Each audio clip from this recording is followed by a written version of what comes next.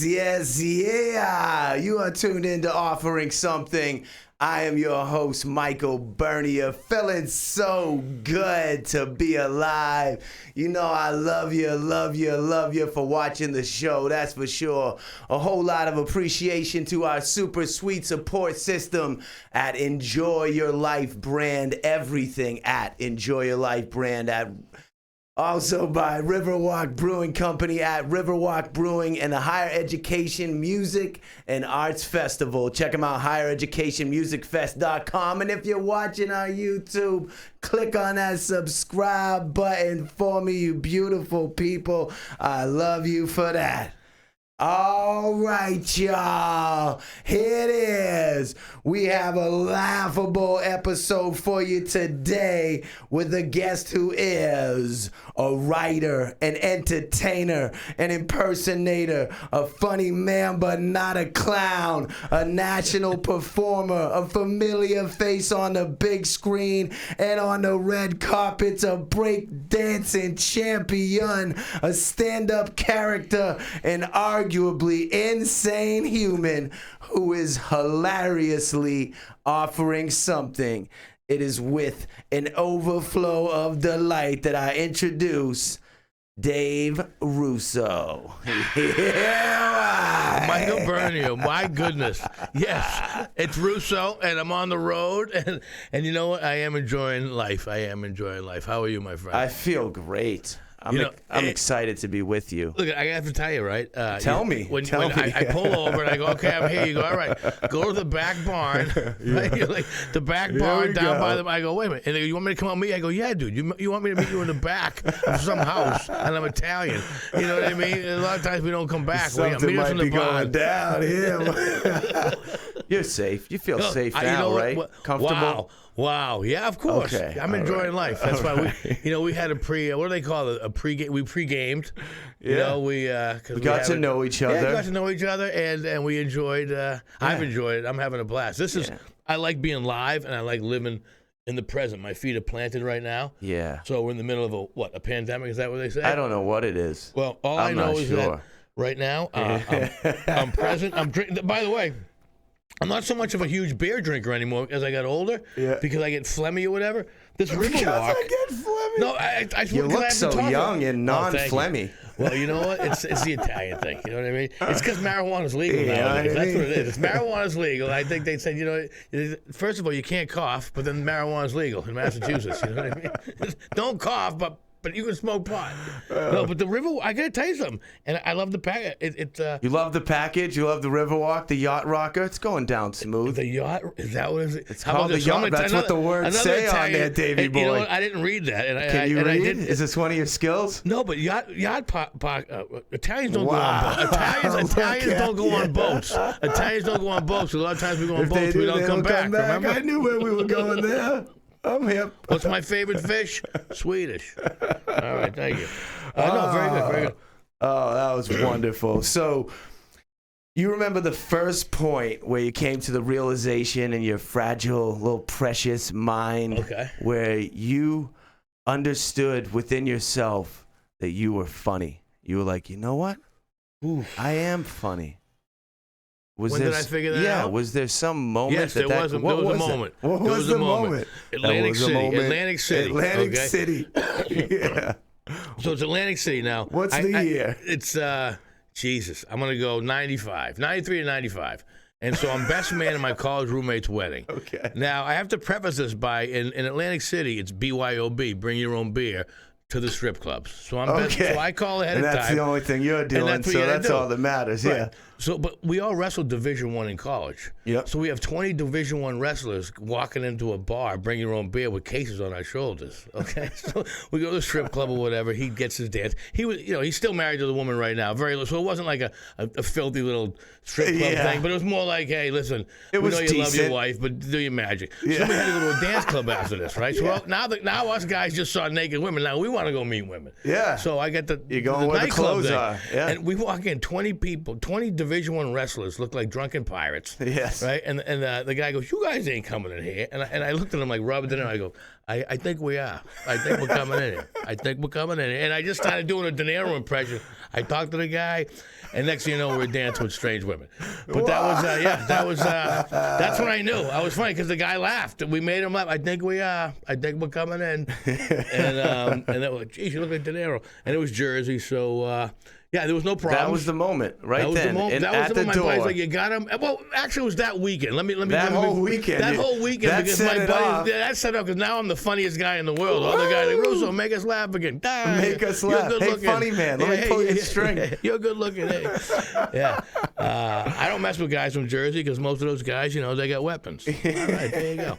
Hey, we're doing some jokes for you people. So, how does a regular kid from outside of Boston go from causing havoc in the classroom to the back alleys and then make your way to shows like NBC's Last Comic Standing, NESN's Comedy All-Stars, ETV's The Entertainer, Fox 25 with Gene Levanchi, Denis Leary's Comedy. You see what I'm saying? Okay, the so Today Show. Hold on a second. Let me. What are you, not from outside of Boston? No. So there's a couple things. I knew you wanted to cut me off, but I wasn't letting you. No, it wasn't even. No, you weren't having that. You were like, not making eye contact. So growing up in Malden, the 02148. The 02148. The GBL growing up, the Greater Boston. So is that where you were when your mother first released you from her womb? Were you in Malden? I was in Everett. You were in Everett. I was in Everett. Okay. The 02149. Oh, right next door. Wow, what a shift. That's where I got conceived at the Whidden Hospital up on the hill, like a king. Yeah. So anyways, don't ADD me because that thing's legal around here. But no, I grew up in Malden, so Malden would be similar to like close to the North End's really downtown Boston. We're like a couple miles outside of there. Yep. South Boston's right down, a couple miles outside. So we're very close. We're right around the perimeter of downtown Boston. Is it a rich neighborhood? Is it poor people? Are you super wealthy? I tell you what. Malden right now is it's expensive, obviously, to live everywhere. Malden was predominantly Jewish, Irish, and Italian. Yes. And Everett was Italian. Was it a wealthy town? At one point, we had a Macy's in our downtown. Does that make for a wealthy town? I'm not familiar with this. I don't know. I'm thinking like Jordan Marsh. Is Jordan Marsh? Like Jordan Marsh was downtown. Basement? And we had a movie there. We had two bowling alleys. So the town was all right. Things were happening. It was a blue collar. It was a woodworking town. Like people, there was. And you were living with your family in an apartment? No, we at home. At 2 years old, we had a small home. Wow. And, was it yard? We lived there till about 5 years. We had a small yard. Yeah, about from here, like the size of this facility, the size of this garage was hanging out. No, but we were all. The neighborhood was nice. I grew up in the Jewish neighborhood. Okay. The Jewish neighborhood. The Gilmans, the Gamrins, and what a great little neighborhood though, because it was close to great food. Yeah. And Malden, very culturally diverse. It was definitely culturally diverse because I started off. My first Pop Warner football coach was an African American guy from Brockton, Massachusetts, the city of champions, Sally Russell, right. Coach Russell, B-Rock, and then I ended up being a breakdancer. So we definitely had some culture in Malden, that's for sure. So you go to high school where? Where does that happen? Well, I went to Malden High School. And I know this before you even say anything. Day one, Malden High School. Dave Russo shows up. He's 4 feet 11 inches tall. 4'11", 79 pounds. 79 pounds. Yes. Is that accurate? Or has that just been hyped up? 100%. Were you really 5 feet?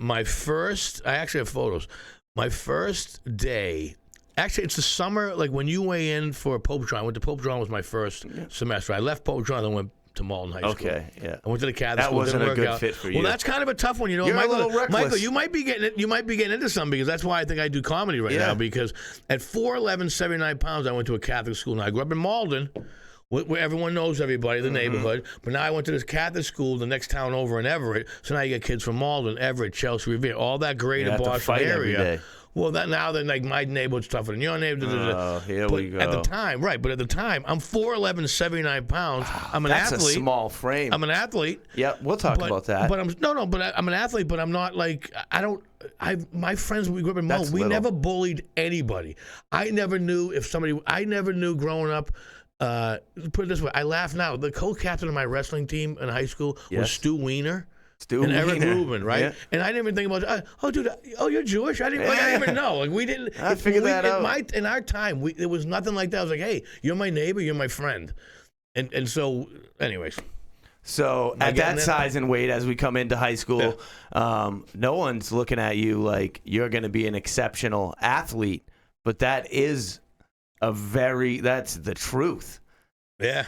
Yeah. So let's talk about it. You start wrestling. Ooh. You're on the mat with guys, and you also wrestle. You want to know how I ended up wrestling as I'm holding my shoulder? So when I was a freshman, I was a break. When I was 4'11", 79 pounds, I went to Pope John. I leave Pope John because I'm getting bullied. I'm feeling as though, because I'm a dancer. Yeah. And back then, as a white kid dancer, I got called the W word. Yeah. You know what I mean? And then now I'm gay because I can dance. All the stuff like. Yeah. And once again, I grew up in this town where we're all neighbors, we're all friends. Like, what do you mean? We all break dance. Where's this meanness coming from? So I went back. I ended up leaving there. And if truth be told, it was because I hadn't even gone through puberty. First. When I was 4'11", 79 pounds, I'm telling you, I was 4'11", 79 pounds going, God, did you forget about me? I got no hair anyway. I got no hair. And we had to take showers. We had to take showers in program. Oh, yeah. And the kid would make fun of it. The kid's going, he's got no hair in his thing. I'm like, what are you doing looking at my thing? You know what I mean? What is this? And now, 30 years later, you're shaving your shit, right? And I'm like, shit, I was ahead of my time. I didn't even know it. There it is. But I left that school because I was getting bullied and kind of. It was too much. It was too much. So now I go to the public school. You're still a little scarred from it. Well, I'm getting over it now. You're getting how? I'm starting to realize. Okay. I'm starting to realize that's how you build character. Yeah. Because when I went to Malden High School the first day, and I mentioned the kid's name, this kid Scott Snook headbutted me. He's like, I heard you were talking shit about me, and I'm like, I'm at my locker. I'm like, I'm Dave. How you doing? Boom. Took the headbutt. Right? You go down? No, I didn't go down, but it was. But I know it was like a kind of a wake-up call. Wow. So I don't really, to be honest with you, I don't remember months after. I definitely did not go down. Hell no, I didn't go down. I still had legs, you know what I mean? Let's sidetrack to the breakdancing thing. You took breakdancing to nationally televised commercials with like Dunkin' Donuts and that's why this kid headbutted me. Nabisco, yeah. That's why this kid, because I just went to the school and I'm like the little white kid that can dance. And so I got headbutted. His ego was like, yo, who's this guy? Well, there was two kids that I never knew what Napoleonic or little man's disease was. Yeah. And I got hit with it. Two guys who were smaller than me, coming at me. And and I tell you something, people ask me, they go, have you ever going to get in trouble? I go, I don't want to fight anyone smaller than me. Because if anyone's like, let's go, I'm like, they want to rip it up. You know what I mean? Can you do the robot right now? Like, can you do something? What, are you kidding me? Yes, I can. But I was more of a floor guy. The tick. Do you roll around with like some sheets of cardboard in the car? It was linoleum because I grew up in Malden. It wasn't like I grew up in like Chelsea. Come on. That's right. No, this is how the breakdancing thing went. So when I was like 13 years old, this kid Chris Rogers were at the rolling alley. Yeah. It was probably around freshman, just before freshman school. Excuse me. And Chris Rogers from Malden with the roller skating rink. He's moonwalking like Michael Jackson, like you've never seen. A little bit better than Michael Jackson. He's this big black dude. I'm seeing this guy float. What? I was so amazed, and because I just watched Michael Jackson, Billie Jean on the Motown 25th anniversary doing the moonwalk, and I'm just like, this kid is this. Wow, so I pull on this guy's legs, this little white dude. I'm backtracking right now because this is when I was like 13, so I was probably like 65, 70 pounds. I go, hey man, how do you do that shit? He's like, what is this? What is this? And we're still best friends to this day, by the way. Chris Ryan, he taught me, bring it, don't sing it. You know what that means? Yeah. You know what that means? Don't talk shit. Don't talk shit. Bring it. Don't talk about bring it. Don't sing it. Yeah. Bring it. Don't sing it. I love it. So Chris Rogers teaches. He gets me teaching me now I'm hooked on breakdancing. Whoa, boy, I got some style. Right, in you. hooked on it. Hooked. I'm hanging out with him, and I'm a b-boy. I'm a little D-rocker. I don't drink vodka. I keep a microphone inside my locker. Yeah. And then I'm hooked on breakdancing, and I'm the cute little kid. Cute little white kid that can fucking out break dance anybody. I was doing windmills and the flares and the 99s. I mean stuff that I watch on TV today. I was doing that, which is awesome. But it kind of what ended up happening was timing's everything. My freshman year in high school, I hook up with Ellen Pompeo's husband from Grey's Anatomy, Chris Ivory. Now, his kid's ahead of the curve from day one. Yeah. This kid's a champ. He goes, I'm putting a crew together. We're going to go in junior varieties in Malden. Yeah. He sets it up. We go in there, and we end up winning in front of 2,200 people. We win Stars of the Show. And it's a yearly event that you practice all year for. It's like a big deal. Wow. So from there, and then I ended up being in a Tweeter commercial, a Sugar Babies and Nabisco commercial, Dunkin' Donuts. The guy was just time to make the donuts. I'm doing shit like this when I'm like 5. I'm doing pantomime. You know what I mean? And it's like, and so that ended up. So that was my freshman year in high school, 8th grade to freshman year in high school. I'm doing commercials. That's epic. And I'm opening for UTFO. Like, who's doing this? I was on stage while Run DMC. While Run DMC is on stage, I'm doing headspins on stage while Run DMC, Rock Box, my favorite, at the Fresh Festival, 1983. Look at you can't make this shit up. Fat Boys, the whole thing. At the time, like, this is the greatest night of my life. I'm having a blast. You know what I mean? Wow. And so now this is you asked me how I get into wrestling. How I get into wrestling. Yeah. So now breakdancing ends, and now it's my sophomore year in high school, and that's when one of the kids in the wrestler hurts my shoulder. The other bully kid hurts my shoulder, and I'm playing the freshman sophomore football team, and they won't put me in because I'm too small, and I'm an athlete. I'm fighting. Put me in. Yeah. They put me in one play. I get an interception. It's like a Disney thing. I somehow catch it with one hand. I have no idea what happens, and so but the pants are so small on me. Yeah. With the high school pants, because they didn't have pants to fit me, so they got me these junior jock pants. I can't run. I get knocked on my ass. Bam! Like in the movie Little Giants. Oh, geez. I don't fumble. I get concussed, whatever they call that. So my wrestling coach, John Lepresti, Coach CJ, who does meditation, all this, goes, listen, you can't be doing that shit. Come out for the wrestling team. Wow. So somehow I went out for the wrestling team. There it is. And so I gave up hockey. He goes, you're too small. You're getting beat up. Play because back to my first coach ever, Coach Charlie Russell from Brockton, Massachusetts. Charlie Russell. He taught me 100% at all times, or you're gonna get hurt. Yeah. So I would get Keep hurt. It at 100. Either way, I got hurt though. Both ways. Doing 100%. I learned that one, but it was much better when you're pumped. But anyways, so that's how I got into wrestling, and then I was hooked on wrestling. There was this guy Dave O'Brien, and he was the coach, and he would do like the Jane. He was a lunatic, and I mean that with the utmost respect. And I say that because he's well written and he's super smart. But he would dress. We would do the Jane Fonda workout. Yeah, that's what you're doing. Yeah, and that's what I needed in my head. I was like, I am in the best shape of my life after you. breakdancing. But to make fun of myself, I did go to my first wrestling practice with a headband on, like John Travolta in that movie. You've lost Saturday your Fever mind. 2. They were like, and the wristbands. And you can't wear wristbands when you wrestle.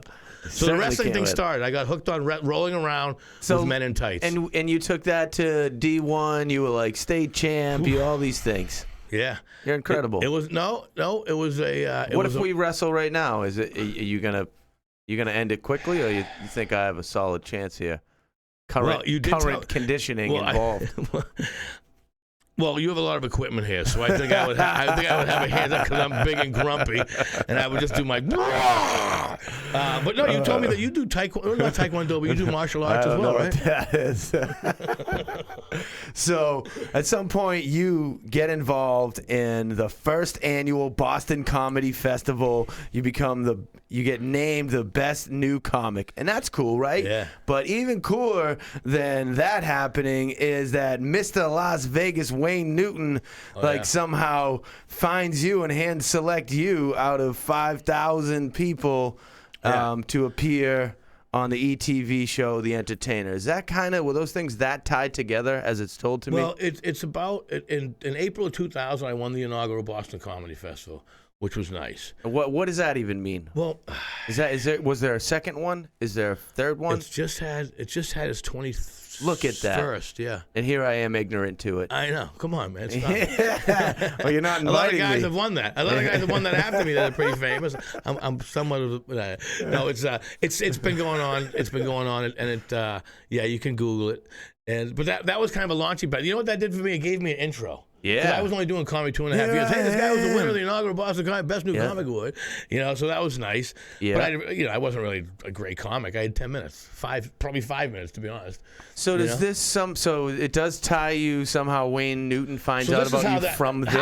How I end up doing this. So I go. Hey, Wayne. I'm in New York. So I win the festival. So now your next step, you got to go to New York. Got to go to New York. I get That's where it all happens. You got to go to New York. Well, Rory Rose Garden. Bail on Boston, yeah, okay.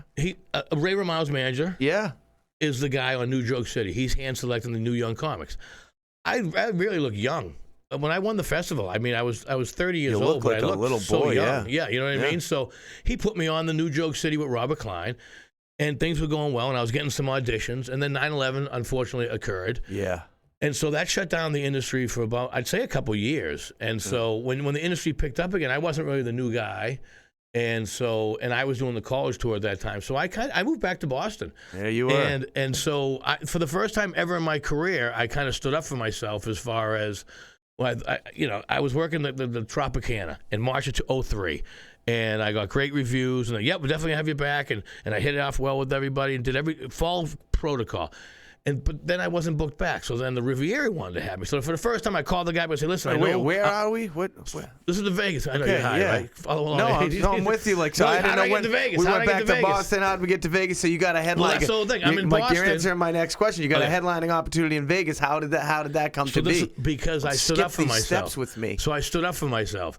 I hadn't been booked back since 2003 in March, and I'm trying to do the circuit and make a name for myself. So I said to the guy, "Hey, listen." For the first time, I said, "Listen, I understand if you don't want me to work for you, but the Riviera wants me to work for them. If not, if you don't want to hire me, I'm gonna go work for them." And I got a call back. No. You're on our roster. So October of 2004, the night the Red Sox won the World Series, I was performing live for the first time in 86 years. I was live on the Strip in Las Vegas, and so and then I got the call to audition for a TV show called The Entertainer. Yes, I was in. So I'm naturally high. Because I'm a sports fan. The Red Sox won the World Series. I'm naturally high because Vegas and the energy. Yes. And now I'm auditioning in front of the E! Network. So my timing and everything, the timing was great. And so I got hand selected out of about 5,000 people. And it was on the E! Network for 10 weeks, an hour a week. And after 10 weeks, I was runner-up for $1 million.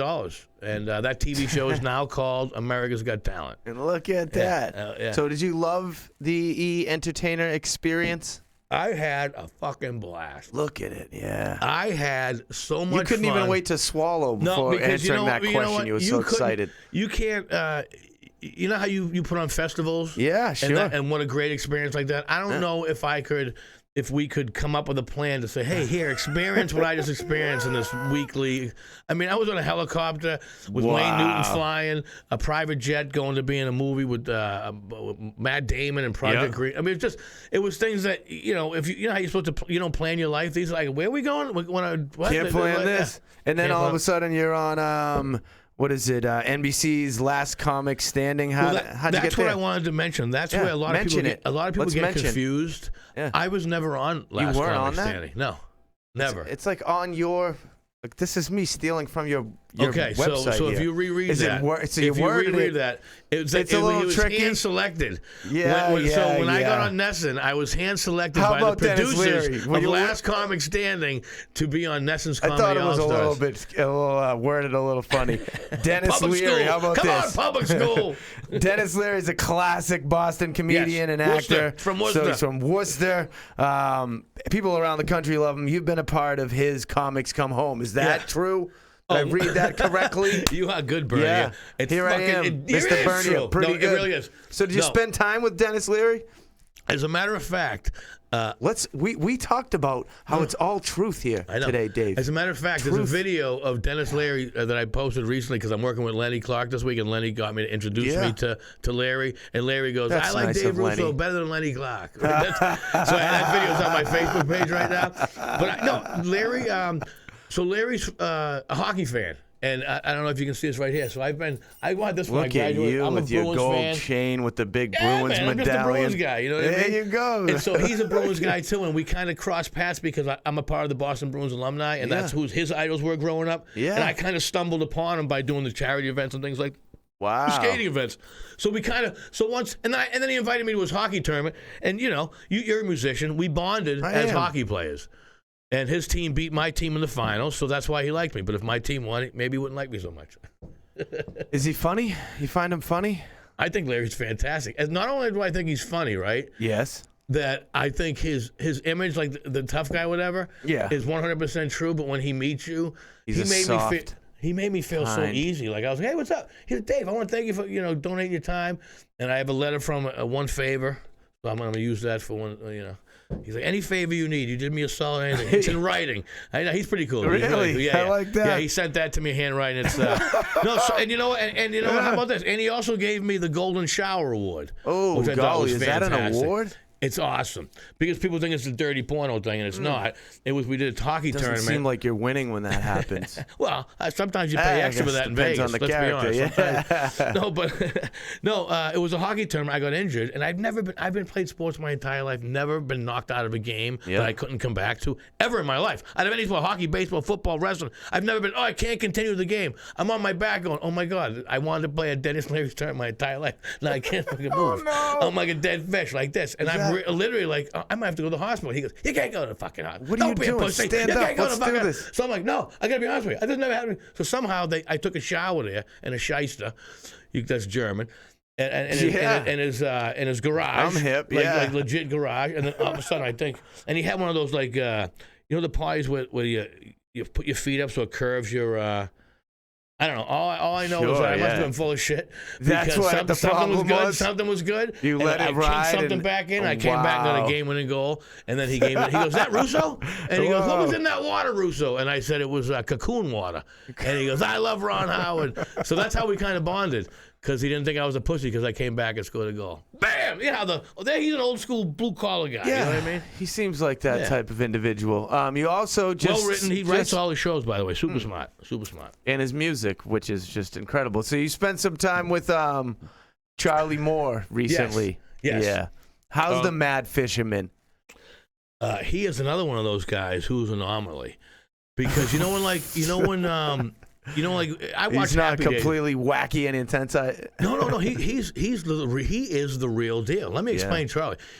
When I was a kid, you watch Happy Days. At the end of the episode, everything worked out that you wanted to do. Or if you said, whatever you put your mind to will happen. He made that happen. Yeah. He called the NESN, hey, I got an idea. Hey, I got an idea. Hey, this is years before he goes, yeah, I'm going to do this. They filmed this. We do that. Stuff like right now. Yeah. In your face. Yep. Short little takes.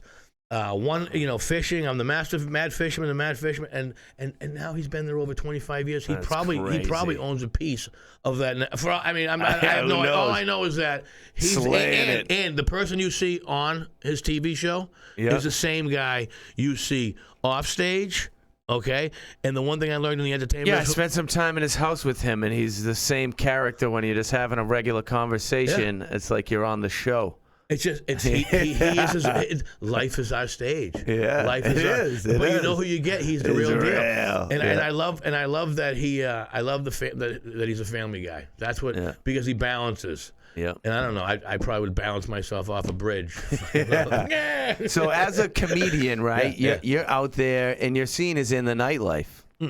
Nightlife, typically associated with drinks and other substances. Yeah. You ever find yourself struggling with that kind of thing, or how do you not struggle with that? Well, I tell you what. So the Monday after Thanksgiving, when I started wrestling, I quit the cigarettes, the alcohol, and the other substances that you might put somewhere near your nostrils. And so I stayed away from that for probably 15 years. Yep. And then getting back into the entertainment industry, when I was in Vegas, I never got into the pills, thank God. Yeah. I never got into the hard liquor. I gave up hard liquor. Like right when I graduated college, I was a snob.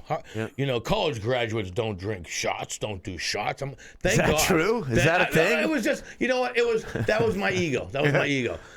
So I definitely had issues with addiction, but I've learned that it's a thinking addiction. And it's no stinking thinking for me.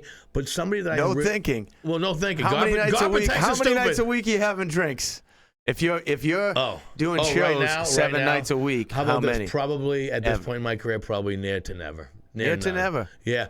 So my wrestling. You have 7 shows. Let's say you have a weekend run. No, that Thursday to me, to Saturday. that to me is my workout. Yeah. I go, awesome. So what I do, especially when I go You to have a Vegas, beer at I'm the the end only of one the that goes to Vegas that gets sober because you do 14 shows in a week. Yeah. Because I have a bottle of water in You my gotta hand. My make high the school choice. wrestling coach, no, he's been sober for a lot of years. Yeah. He points that out to me. He goes, you have that same little Coors Light in your hand. Well, I'm sorry, you have that same little, Riverwalk. Yeah. Although this is very good beer for the whole night. It's not like you're replace it with the water. Replace with the water. So I started People might like you started more. doing that. But the real reason why I don't have the addiction issue or the the want or the need, it's because I saw somebody struggling 5 years ago. I got woken up with somebody that I cared, that was just a friend that I love, that can't have a drink and put it down and have a good evening.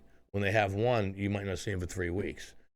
And that So you learned through their experience. That CBO scared straight. I would have been the kid like, you got me. Yeah, I'm scared. I'm a cool out right now. Wait, just bringing me to the cell. We're good. I don't need to talk to the guy. You scared me straight. I saw that. I was like, and so I'm empathetic for it. And I'm grateful, as you wouldn't like. I'll have a beer with you right now, and then and that's great. But you're right. Tomorrow, work, some sit-ups. It's all about the mental straight. It's all about enjoying your life, and you can't enjoy your life just being sad or you gotta be happy, man. You can't. Happiness is a choice. How about this? Can I give you a gift? Yeah, I love gifts. Yeah, gift lover Dave. Yes, of course. Stay right there. All right. I got a gift. I'm peeking. Is this an Enjoy Your Life gift pack? All right. Do I get to open it right now? Oh, yeah. I want you to open it. I want you to go through everyone one at a time. You can throw them onto the floor as they come out of the box. Let's talk about it. Let's be about it. I love you so much. I wanted to get you a gift, Dave. All right, I knew when I met you we were gonna. This is a line that I've learned from comedy. What's the line? When somebody goes, "I love you," I go, "I love you too." I still think we should probably date other people. It's like a comeback line. Yeah. All right, so the first thing I saw is what's the first thing you saw? Is the hat, because I'm a hat guy. I'm a hat guy. Well, I'm a hat guy. I considered this and how it's always the scally situation. No. But this is a summit. And by the way, the beer that you had, it's in this color. Oh yeah, it's the same brand. Enjoy Your Life brand beer. I haven't tried it yet. Partnered up with Riverwalk Brewing for a delicious session IPA. I got my hair. Look at you, handsome. You know I had my hair. You got hair. Jeez. Yeah, I got some hair. All right, so let's put this bad boy on. It says Enjoy Life, right? It says Enjoy Your Life. All right. David. Yes. You know what? I enjoy my life, I think you 15, 16 times a week. I I live alone. Good man. I live alone. Dig deep into the box, David. All right, let's do it. Yeah, So, you got to get back to your real hat. I feel you. Carry on. Candy cane. Left over from Christmas. Wasn't too long ago, was it? 2 months ago, brother. Yeah, that's fine. That candy cane still I love this, by the way. still Thank you. works. Yeah. All right. Yeah. So now this is something. You can really throw the items on the floor. Throw them on the floor. This looks electronic to me. Hold on. No, I want them onto the floor. They don't go back in the box. That right I there. don't put my stuff on the floor. This is right. my gift. This I is know my you- gift. I don't put my things on the floor. I know you love wine. I'm always seeing you with wine out there. You're talking about wine. You got some association with wine. Now you can go. You can go with your plastic wine cups You know to what? a little celebration and not You're very worry about thoughtful. breaking them. You're extremely thoughtful. It's Fulcino Vineyard in Hollis, New Hampshire. A taste of Italy. 1 hour north of Boston, next to Nashville. look at 'em Route go. 3X6. No, but you know what? Anything to do with wine now, because I'm at that age right now. I like a nice. You're at the wine age. No. Well, I'm always a whiner. No, but like with the beer, like this company right here, Riverwalk. Yep. Like I'm infatuated because I'm like shiny shit. Like I love the. Keep it shiny. Oh, I just love the branding. Yep. Excuse me. I love the. And what did I say? Remember, I go, what do you want? I go, give me the light blue one. Give me That's the light blue it. one. I go and then by color. You grabbed it. You grabbed the right one. So, all right. So more stuff. Candy Carry on. cane. Let's go. What else is in the box? Keep the box rolling here. My Yep. canter. I think it's called a canter. There it is. No, Decanter or something like that. There's 4 cups in there. That's what I'm calling that. 4 cups. All right. Let's see. How the hell did you know that I Look was going to at pick? that, Did you practice afterwards? He's a magician. I love it. This will be coming with me. Yep. I have a See limo that? waiting You for see? me outside after the show. I'm the driver. That's crazy people we think alike. A used golf ball. You know? I thought you would enjoy that. You can hit it and lose it. You know, the women golfers, I'll date them for their grip. Here we go. Yeah, don't worry about the cards. Yep, that's nice. I thought it said pounders of love. It says pounds of love. It does I'm like, say pounder of love. I love it. Evolvement Entertainment, I'm a big fan, as you know. Yeah. Now, is this? Now, here we go. Two things here. The first thing, Dave, is that everybody that comes on this show gets a piece of my old clothing, right? Are you shitting me? That's real. No, I'm not kidding you. I'm telling you the truth. My one leg won't be able to make it Listen to these shorts me. right here. All right? My waist is way bigger than his waist. And you have some sort of connection to the Gap. I know you shop at Baby Gap for most of your stuff. You got it. And those are Gap what shorts. What size shirt are you? I said extra large. That's a Baby 36 Gap. right there. Come on. How'd you know that was how'd you know that? Come on, man. Can you see what's going on here? I know. What did you get into my Amazon.com account? He orders 36 short. Yeah, I got it going on. Did you really own these? Yes, I did. I've worn them. They just don't fit anymore. I shrunk from your size. No, right. I was never your size. I was going to say, Jesus. All right, now is it a tank top? Ooh, it's a T-shirt. So my favorite color growing up as a kid was aqua blue. Here you go. There it is. And what? UCLA colors. Yeah, and enjoy. Boy. Look at you. Dude, this is badass. Woo. Can I tell you something? Tell me something. Is this Pima cotton? I don't know. I mean, this is some legit. It's really comfortable. You should feel how it feels when it's on your skin. Feels good on your skin, Dave. I am a. Rub it on you. I'll be rubbing it out later. This is fantastic. You have no idea. When I get home in front of my green screen tomorrow, when I wake up after drinking all my beer, all your beer, I'm gonna put this. There you go. That's a T-shirt for when you're working out. A tank top. I'm the hugest fan of this right now. Here it is. I'm the hugest fan. You got a tank top. I'm the hugest fan of this right now because it's gonna make me. It's gonna force me to shave the hair on my chest. Yeah. Cut it back a little bit. You know, people are being a little off. You imagine I was never hairy. I was never hairy. Remember, I was like as a freshman. Come on, God, you forgot about it. Things change. He hasn't forgotten. Things change, forget David. a little more. This is fantastic. Yep. I'm getting gifts, people.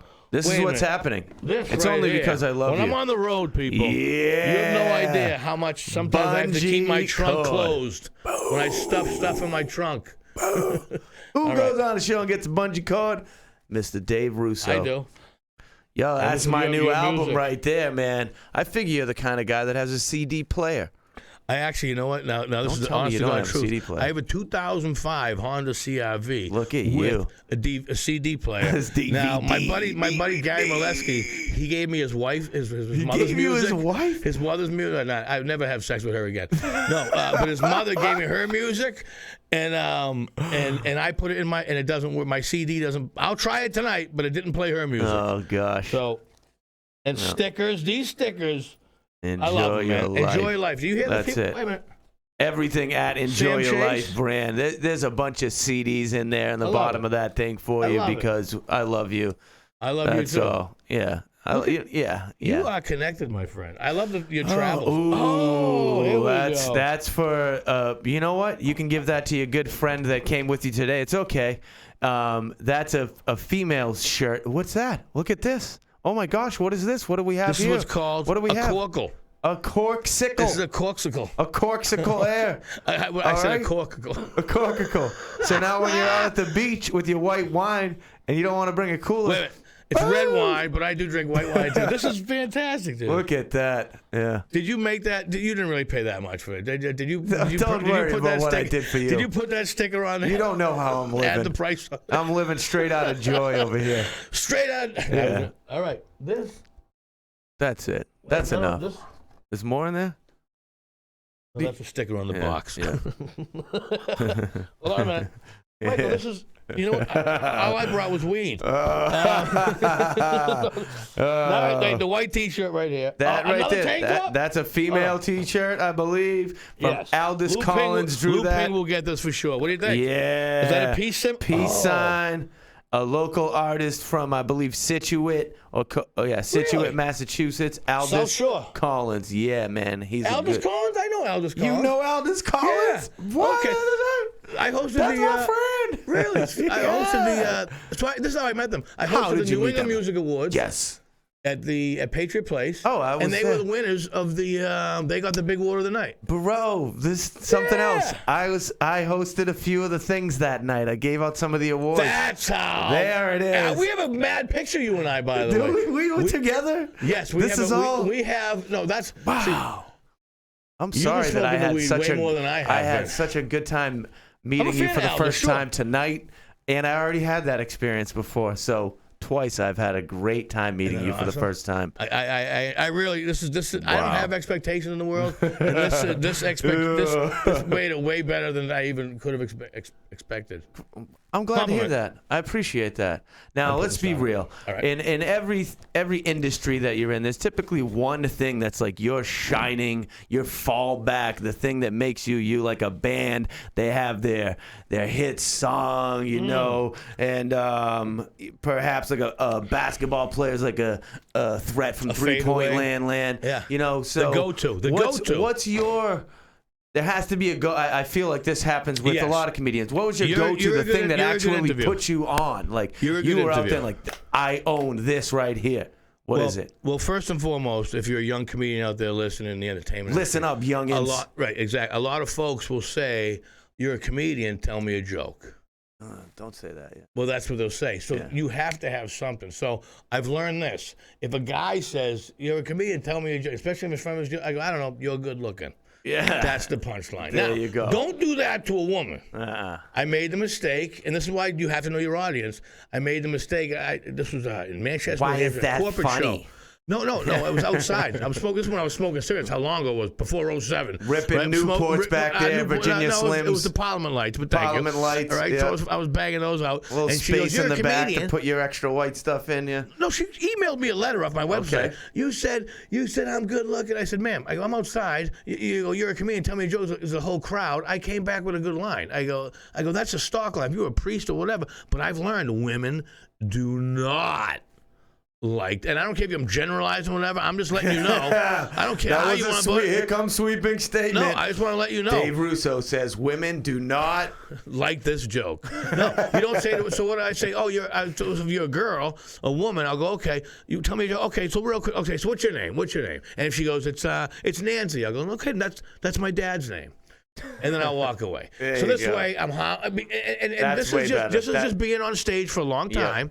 And no offense taken, yeah. Yeah, no offense. I just know that certain people don't take that joke well.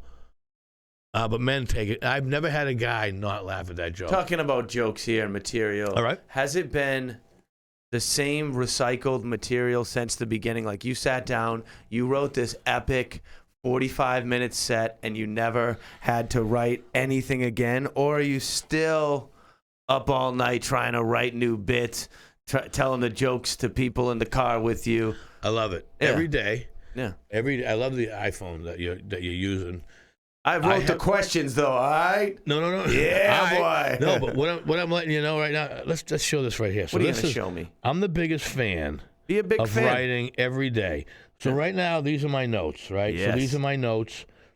Okay. See, I'm just going to scroll and scroll. Did you have an idea today, Dave? That's a lot there. It's going to keep going. Was there, just give me the title for today's idea that's on that list, the most recent idea. Well, so right now, this is actually business.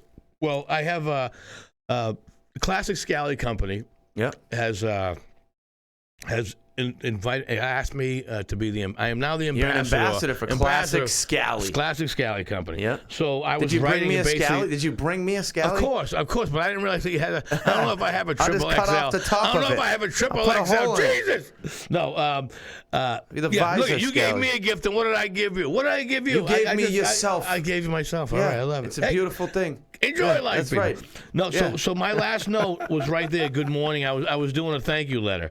So my next note was about open mic night at the Winner's Circle. A newest password, Classic Scally, a password. Any jokes in there? Oh, Classic Scally. All right. So this is a joke. This is the last joke that I just wrote. I just looked at it. All right. The last joke that I wrote. Are we the test audience? Yes. Well, you can have the test audience. There we go. Let's do it. This is reality. We're enjoying life, right? So we accept anyway. Happen. We don't judge, right? I'm happy. I got approached by when I was in Vegas about 3 weeks ago. I got approached by in the hotel, a woman of the night, as you would say, professional woman. And I respectfully declined. I had no, I was like, I said, hey, I get you. You're doing it. I said, hey, sorry, I'm here for business. Thank you. But no, thank you. But about 10 seconds later, I saw her talking to another guy. And for a brief second, I got jealous. I was like, come on, man. I mean, he didn't play hard to get. Come on. That's good. It's good. Of course it's good. I'm a professional guy. So that was one that I wrote. And then the other one was they want you to do this. When you tap people, you got to, here's one that I just wrote. Look at the mask thing. The mask thing. Yeah, if you got a big nose. Let's get the mask material. If you got a big nose and nice eyes, the mask might not be a bad look on you. Yeah. But this is my favorite. My favorite joke that I've written about the mask. My favorite joke that I've written about the mask, and it's just a true story. Men, like the mask to men right now, if you're single, it's a what do they call it? An accessory. It's an accessory, okay? Yeah, sure, But some guys, as you know, are legs guys. Some guys are breast guys. I think I'm a mask guy. I really am. Dude, I saw a chick with a mask and an eye patch. I came right there. I was like, oh my God, please, cover more of her face. Wow. Shit, I'm old, cover my face. You. No, but it's old. And you're single. That's so weird. It's Look, so see how weird. that might sound like an offensive joke, but that is an adolescent. When you write comedy, I don't that write joke, comedy. Well, but when you do write comedy, Okay, am I going to? no, obviously it's just- not. it's just an Jesus, you're not expression. writing comedy. You're doing quite well. Yeah. No, but when you do write the comedy, things are going to come into your mind. Dirty jokes, dark jokes.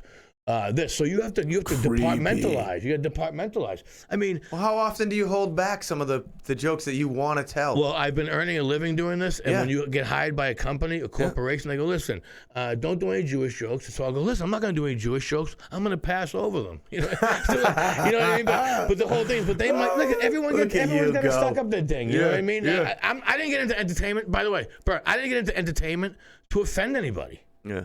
I got to entertain and have fun and make them think maybe Bring a little bit here and there. smiles. Yeah. So you know, there's this comedian that I love. Like me and my brothers love, my homies. Like he's the guy. Like if we have a comedian that we go see, it's Stephen Wright. This is before you were introduced to my world, because now I just follow you around everywhere Thank you go. you, I appreciate but that. Means a Stephen lot. Wright is like this human that I just, dude, he gets me, man. It cracks me up, right? And then I'm Yeah. like listening to Stephen Wright talk on some interview, and they're like, what do you think about the Boston comedians today? And he's like, oh, there's some good ones out there. Lenny Clark, Steve Sweeney, Doug Gavin. Oh, but you know who is really funny Yeah. is Dave Russo. I've seen him in clubs, and that guy is hilarious. He's got something. Stephen Wright saying that about you now. Does that mean as much to you as it means to me? Because that's Well- where, like, that's the top of the validation. You're there. All right, so you ready for this? So on this Facebook stuff, like they have highlights. That's my first highlights. 21 seconds. So some of the folks that don't know who Stephen Wright is, Stephen Wright, the Tonight Show with Johnny Carson on a Tuesday, and was invited back to do the Tonight Show with Johnny Carson on a Friday. Yeah. So he was a Boston guy. And Who's he grew up in doing that? Burlington. Nobody. And he's a Red Sox fan, and it's open. So Johnny, let me explain the cadence of what Stephen Wright does. So Johnny Carson, the biggest. It's like Joe Rogan. And this guy's my favorite guy. Very unique. Got to pay attention. Really, hyping him up like you wouldn't believe. And the first words out of Stephen Wright's mouth are, "Thanks." Yes. Yeah. I'm very excited to be here tonight. And he's just like, I'm not afraid of heights, I'm afraid of widths. You know what I mean? Just like he's like, my buddy had what Stephen Wright's great.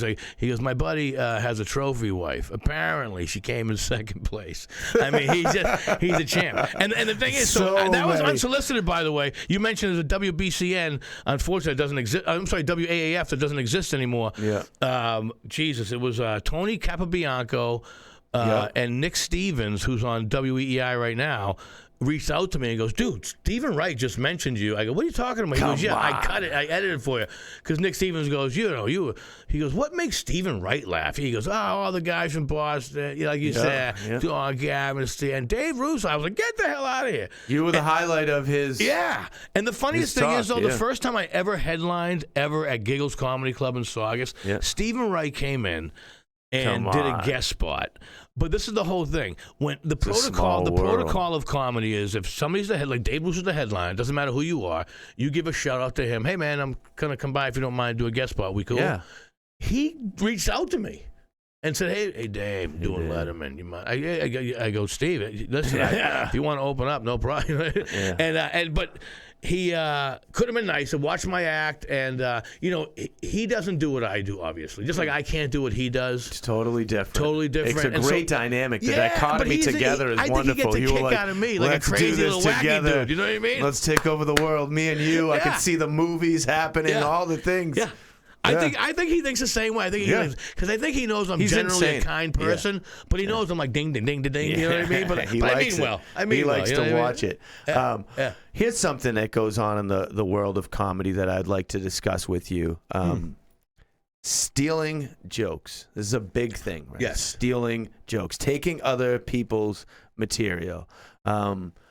First, has anyone ever done this to you? What do you call this? Like you call this like a Carlos Mencia? What do you call it when you do that? It's tough. This is the whole thing. Is he the guy that stole the jokes?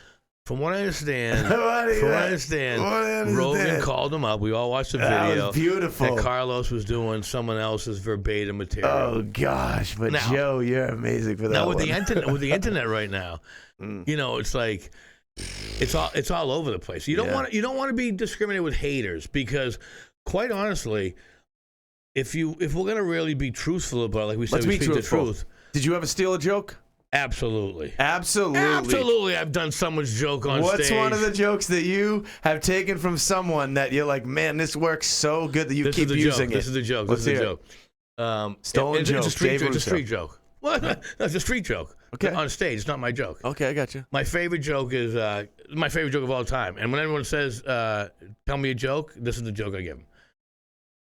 All right, kid goes. The kid's father. I have to think because kid's father's cheap kid. So he goes, "Dad, I need $50." The father goes, $40. What do you need $30 for? That to me is just the funniest joke of all time. Now, the original way, is Jewish kid goes to his dad. He goes, "Dad, I need $50." He goes, $40. What do you need $30 for? That's the original old school street joke. Yeah. But then. You kind of rewrite it in a situation. Like, I'll do a private party. And I'll be like, Michael Burney is so cheap, right? His cousin goes up to him and he goes, "Hey, can I have $40? He goes, $30. What do you need $20 for? So that's how you'll rewrite. Yep. But as far as, like, I would say doing someone else's material. Like you see somebody perform their act that's like on the same because you know what it is? My act, dude, this is the whole thing. Circuit as you, and you're like, taking that. No, but do you feel, are there people in your circuit that you feel like do that? Guys you all talk about, and you're like, I'm not doing shows with him. I think the guys that are... Well, I think the guys that are in my inner circle when I first started off, we had people like the Don Gabbins, the Lenny Clarks, the Steve Sweeneys, and we definitely have riffed on their persona. Or, back in the day, you'll see a couple comics talking about Amalia Barretta. She did the news. Then you get 5 comics talking about Amalia Barretta. Yeah. Are they stealing each other's shit? Nah, I got or are they doing each other's topic? Like the verbatim thing, there was a kid... I don't think any of us really would do that because, especially right now with all the technology and stuff like that, that's why you say when you speak to Toot, you talk about, like Jay Leno says, write faster. They can't. Are you saying that if no one could see it, would you be stealing jokes? No, you know what? No. How about this? Doesn't feel as good. If you have an ego, not an ego, if you have a conscience, you definitely. You have a conscience. Absolutely. That's good. Because you know what it is? You know what you put out there in the universe, you get back. Yeah. Right? So, you don't want the yin and yang thing because... Let's go on this, like, you put out, you give back thing. Now, in your bio, if I read it correctly, because I'm clearly confused by it, your bio states that you have won over every audience you've ever performed in front of. Did it really say that verbatim? Are you sure? Yes, and that's not also true. Verbatim. Well, that's not true. It said, and they... At every show ever, and they have doubled over in laughter. Is that real? Every show you've ever done, you left the stage. That may have been. That's a little embellishment. You've never had a bad show? I'm having a bad one right now. Look at this, what we're doing. No. Well, once again, I'd have to, when you did the NBC's Last Comic Standing earlier. You understood. And the other one, no. I was like, wait, that's not correct. But right there, I'd have to reread that because that's not, is that like the long version bio that was written in like 2008? Yeah, you haven't looked at it in a while. No, I didn't even look at it in 2008. Yeah. An agent did that for me. So it also quote unquote but I Boston. am good at winning over an audience. Yeah. In a way of where just like because we've experienced everything in the world, you don't win all of them. You don't win all of them, but there's a good percentage because we've been there, like the whole been there, done that type of thing. You could name any scenario, and I've probably been there. It's only going to be so bad, is what you're saying. Like you've got. Well, sometimes it's not me. Sometimes the audience got to bring it too. Yeah. Hey, like, audience, I'm bringing my A game, and you guys are bringing your B+ game. Sometimes I blame the audience. I go, people, I've done these jokes in other people. They've liked them. You people, collectively, you kind of. So sometimes it's not us, but that's one thing you can't hold a grudge against the audience. You can't you can take it out on them. In a good way, you're like, wow, these people, they're public school. Yeah. What are you doing hanging out with Bruce Springsteen? You know what? Once again, when you put out there, it comes back. I was asked by a friend of ours. I was doing Glory Days. I was trying to think of his line in "We are the world, we are the few, we are the ones who make it better." So this is how that happened. What a song! Yeah, I got involved. Early on in my career. I got a scholarship to college, so I was supposed to go in the military. I never went into the military. I'm the first in my family that went to college. Too funny for the military. Well, thank you. But Drew Carey, a couple other guys. Another guy out in L.A. who used to open for Adam Sandler. He's doing real well. Drew Carey's funny. You are fucking right on the money. He's adequate. All right, fair enough. But I like Drew Carey because he was smart enough to put funny people around him. How's that sound? He's like Seinfeld. I like Seinfeld, and Seinfeld's a genius, but you want to sit through Seinfeld for 45 minutes? No, I don't. Although, that's Seinfeld's joke. That's something I told you early on. Yeah. Early on, when you learn a comedy, like Seinfeld would say, yes, that was his experience. He's like, you love me. I love you too, although I still think we should see other people. Like, that's a Seinfeld line. That's his line. Remember I told you, I love Seinfeld. I've gone to see him at some of these places in Boston. I think he's fantastic. I think his biggest genius was he's not Larry David. Well, Larry David's a little darker and a little more like probably. So Larry David's like a chromosome smarter over this to the left. You know what I mean? But they're all still like chromosomally connected. You don't get a real kick out of Larry David. You don't love Curb, or you do? Oh no! What I'm saying, I'm a fan. You're a fan. I'm saying Seinfeld would never really he's. David's darker. I watched him. My buddy Anthony Chapelle introduced me to a movie that I forget what it was. I watched it. Larry David was like living upstairs in an apartment and took it it's like grapes or something like this. What is it called? Sour grapes. Is that what it's called? Maybe that's the one. There's but two of them. I thought he was a talented guy, and I think he's a unique cat. And I love his story about that. He's like a genius with a little limp and the young girl. And is that what it is? Yeah. All the Hollywood stuff. All right. Yeah. But I remember watching it, but that was years ago. I want to say that was about a decade ago, right? Yeah. How do you define your style? What? I love the that. Bruce Springsteen thing. Favorite. Yeah. What's up with Bruce? Come on, passing over the boss. I was doing the troops. So basically, I never went to the military. So in entertainment, if you start building your name or whatever, you attach yourself to something. Yeah. So I was like, okay, so I'm gonna cling on to the troops. Well, I don't know if it was clinging on to the troops. It was more or less like if I could go back at 18, I really do wish I did 2 years. Yep. Just because my friends that have, it's just like the loyalty of the friendship. They're a little better than you? A little better than me. Yeah. Well, I like the loyalty of their friendship. Yeah. But my friends are, nobody's better than anybody. What do you mean? You have all the frat brothers? You slapped them with paddles and things, didn't you? No, I only did one semester as a fraternity brother. Okay. Yeah. We didn't get into that one. Okay. But there's nothing wrong with that. No. Okay. I took when you played your fraternity, you had to get back. I took mine. I took mine. Yeah, just hold the. So you're with Bruce Springsteen. Where are we? It's Mohegan Sun. Okay. In Connecticut. There it is. Somebody asked me. They said, "Hey, can you put on a comedy show? These are the troops that go into like the what do they call them? Navy SEALs or." They're like behind the scenes, like we don't know who they are. Yeah. So they said, what would it cost? I said, well, how about just get me 4 rooms for me and my buddies? We'll do it at a time, and we'll do the show. What a sweetheart you are. Well, no, it was. They had a $3,000 budget. They probably did. Listen, this is it's show business. I got the good show. I don't know about the business part. Okay? Yeah. Come on, that's why I'm here. That's why I'm here in your garage in the middle. You need a manager. Right. Yeah. No kidding. Yeah. So I guess the point is that we were there. I hosted the show.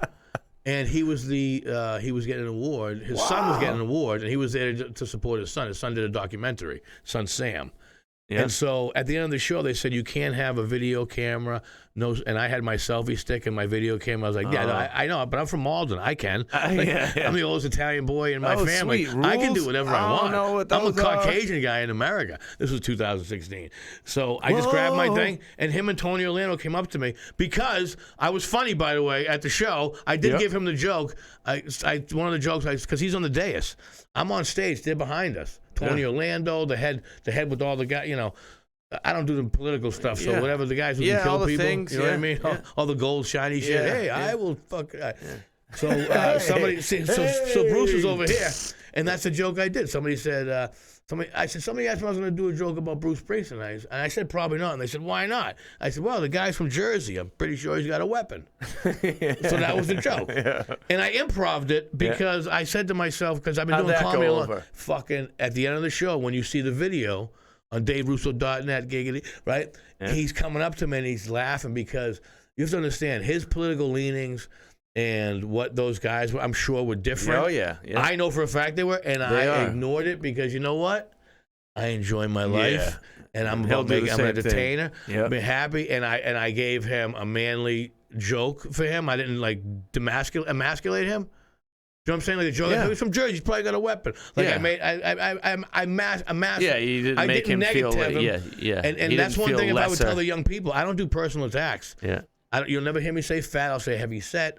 There's nothing. Nobody needs to do personal attacks. It's comedy. It's fun. It's entertainment. So there's definitely a certain freedom that comes with comedy. You get to talk about things that other people don't get to talk about in public. Yes. Now, I get away with a ton of shit. You get away with a lot. A ton of shit. Have you ever gone too far for the audience, and have you ever gone too far for yourself? Like you just went when you're like, what did I just do? That's not what I do. And you just carried on in the heat of the moment. Let's first talk about audience reaction. You went too far. It became problematic. I don't think I've ever gone Bill Hicks too far where someone wanted to hit me with a guitar. Not Bill Burr in Philadelphia. Not Bill Burr, Philadelphia. But I do remember at that point, for somehow there was a trend that crowd sucked, and we were like, I don't care. But I remember a bunch of us comics going, listen, I got 2 minutes left. I'm doing our time. Like I remember there was a trend doing that. But he nailed it. I'm a fan of Bill Burr. Man, I was a fan of Bill Burr pre 9/11. I watched him and Patrice O'Neal. Get to spend any time with Bill Burr? Hell yeah. You have? I have. I'm like the only guy that probably pissed him off that he still likes. And I didn't piss him. I pissed him off because I'm a fan. He's great. I was a fan. Before 9/11, I was in New York and I met him. And I had seen him do his comedy. I go, this kid's got something. He's fucking good. You know what I mean? Yeah. And so I went up like, hey, Bill, Dave Russo from Boston. How you doing? Hey, how you doing, Russo? Second time I see him, like, hey, Dave Russo. Third time he goes, Russo, I know who you are. What do you want to fucking? And I was like, hey, man, fucking relax. I'm a fan. And so then when I did Comics Come Home in 2012, he was like, hey, man, what's up? Like, he was like, he knew that I was just like a kid, like a little young kid, like Bill Burr. So he let me off the hook. That's good. And then I did the and you know one thing I am proud about is that I got to he's responsible for it, and I'm having a brain freeze, but we actually did. That's okay. You're from Malden. Travis Roy, who unfortunately passed away, 24 years of Travis Roy Foundation. Okay. Bill Burr and myself, and it's not even wasn't my show. And I'm having a brain freeze on man. He's trying over there. I can see the wheels. They're not even spinning. Yeah, it's kind of like O'Regan. Tommy O'Regan. Thank you. Tommy O'Regan from the neighborhood. Victory. Remembered me because I helped him, Tommy O'Regan, when he was younger, him and his crew. 3 years later, he's a hockey player. He's his brothers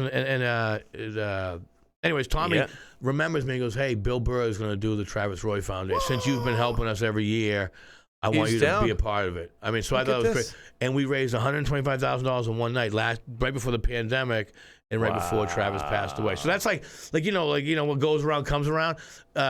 Bill Burr, I remember Bill Burr telling me this. And what did Billy Boy tell you? Well, this is what he says. He goes, wow, man, Travis, he just said, hey, Bill, are you enjoying your success? Are you taking some time for yourself? I remember Bill was like, I'm like, hey, Bill, how's it going? He goes, and Bill was like in like a daze a little bit. Because he was like appreciative. I thought he was appreciative that this guy was looking out for well-being. Yeah. Yeah. Like, wow. Cool, right? Cool, like right? An honest, caring question. I don't know what to do with this. I know. He's like, yeah, I'm gonna- the fuck? Then he goes, this guy's in a wheelchair. Don't- And he's like, don't do he's this like, to how are me. you doing? Yeah. You know what I mean? So yeah, Bill was real cool, man. And Bill took had his parents there. It was a cool experience. Let's talk about as you developed this celebrity status where people started to be like, oh, Dave's so cool. And people were like, he's so hip. Look at him. Oh, my God. Yeah. How did you keep control of your ego and not become a maniac and narcissist? And just like, easy. How easy? So easy. It's so What? much easier to be nice to people when you're successful than when you're not as successful. Yeah. And when you're not as successful, you're the real person. So I know I'm real, and so I never had a problem being nice to people or kind to people. Or my problem was thinking I wasn't better than them. Yeah. So I think that kind of holds me back in my career. I mean, So are you that. suggesting that all the people that have arrived, they're all nice? Like you're out there working, you're like, oh, these people, they're doing so great, they're so nice? I don't think so. No. Let me rephrase what I'm saying. When things like when I was on The Entertainer, and the TV show, and it was on E! Network, and everywhere you went, you got recognized. Everybody's it was easy. Like, hey, to be Dave, nice to people. you remember me? Yeah, it was easy. No, figure that out. It was easy to be nice to people, whether they were just a fan in a wheelchair or just so. Hey, man, I remember a fan from people from Mississippi coming up to me in Vegas. I think this is hilarious. In 2005, give me some hilarious. Are you Dave from The Entertainer? I go, I am. And the girl from Mississippi looks at her husband. She goes, oh my God! Today we saw Dave from The Entertainer and Dave from The Entertainer and what's the guy who says boy? What's his name there? And Flavor Flav from Flavor Flav in the same day. Yeah, boy. I mean, I was in the same sentence with Flavor Flav. Public Enemy. Right. Yeah. So I mean, so that I was to in me, the same so sentence it was as nice Flavor to be. Flav. No, but you asked me a question. It's nice to be nice to people when you're successful, but when things aren't going well, when you're not like the business like this, it has not been difficult for me not to be nice to people when I'm not. Because it must You've be been very kind. No, it's got to be narcissistic because I think I've been famous when I was 9 years old because I could always just dance better than everyone else. Much. So I'm like, I'm better than everybody else. Kids, the Italian cool. thing, oldest boy. Might I'm as a king. well be nice. I'm already winning. Exactly. But I am grateful. And I do reflect. And I every day I'm very self-aware. When I am a donk, like if I have a bad day, I let myself go. Donkey. I try to get better, and every day I do self-improvement, and that's why I love stuff like this. I love this shit. I love this stuff. This is great. Yeah. And I have to pee wicked bad. Can we get a break on this? Because you can run right out there and go do what you got to do. I can ramble. I know how we're to gonna do ramble in a minute. Yeah. Yeah. I'll be back in a moment. Remember, I'll this come is back with a funny joke. You're good looking. Other side, buddy. Other side. Nope. Over there. You got it. Yeah.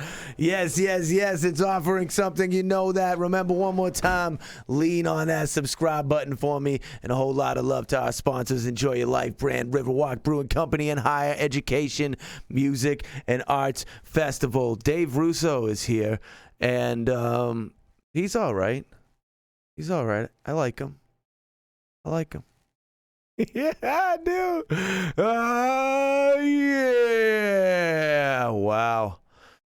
Oh, did you check that? Enjoy Your Life Session IPA brewed by Riverwalk Brewing Company in Newburyport, Mass. Check it out for sure.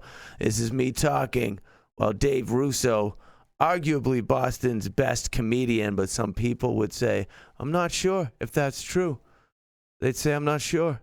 Is outside right now going to the bathroom. And that's why I'm talking to y'all like this. And I feel good about it. You look great today.